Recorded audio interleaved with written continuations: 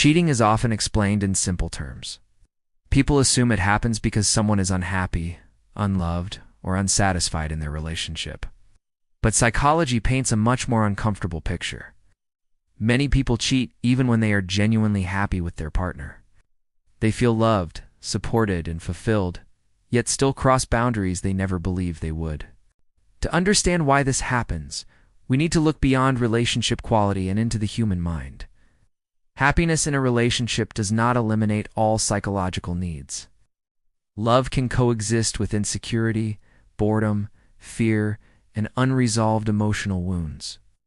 When people cheat despite being happy, it is rarely about replacing their partner. It is about filling something missing inside themselves. One major psychological driver of cheating is the need for validation. Feeling desired triggers powerful emotional responses in the brain. Attention, flirtation, and novelty activate reward systems linked to self-worth. For some people, especially those whose self-esteem is fragile, external validation becomes addictive.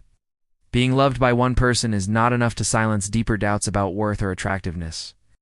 Cheating becomes a way to temporarily confirm value, not a rejection of the relationship. Identity plays a crucial role as well. Many people unconsciously tie their identity to how they are perceived by others. Being chosen, admired, or pursued reinforces that identity. Over time, especially in long-term relationships, the sense of novelty fades. The relationship becomes safe and familiar. While this stability is healthy, it can no longer feed the need for excitement or identity reinforcement in the same way.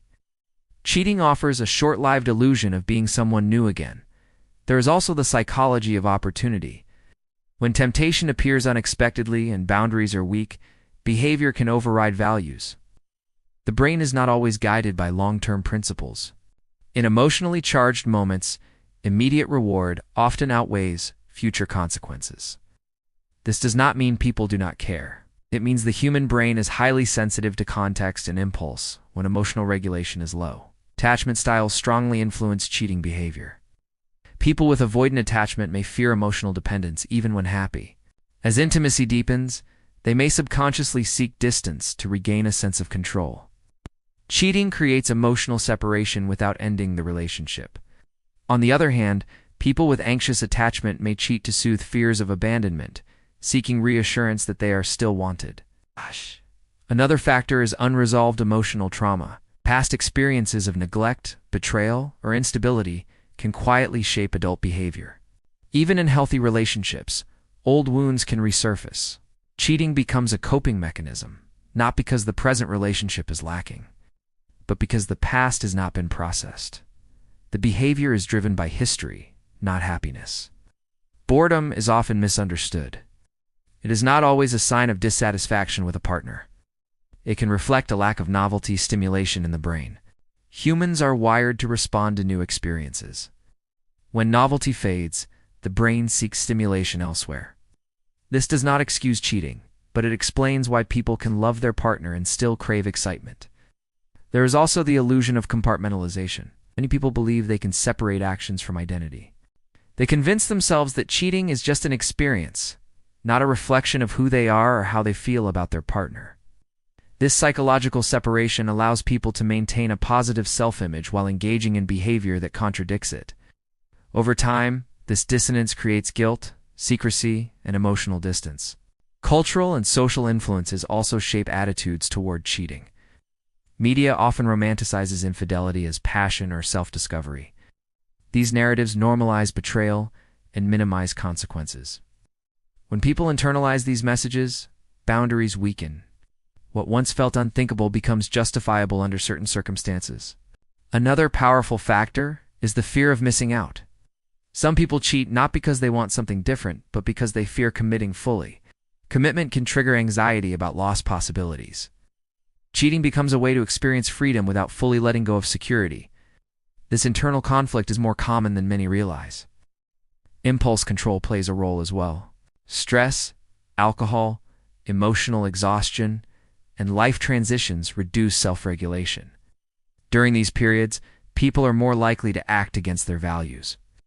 Cheating often occurs not during moments of clarity, but during moments of vulnerability. It is also important to understand that happiness in a relationship does not equal emotional completeness. No single person can meet every psychological need. Healthy individuals recognize this and manage those needs responsibly. Unhealthy coping leads to secrecy and betrayal instead. Cheating is rarely about love versus lack of love. It is about self-awareness versus avoidance. People who understand their emotional patterns are less likely to act impulsively. Those who avoid introspection are more likely to repeat harmful behaviors.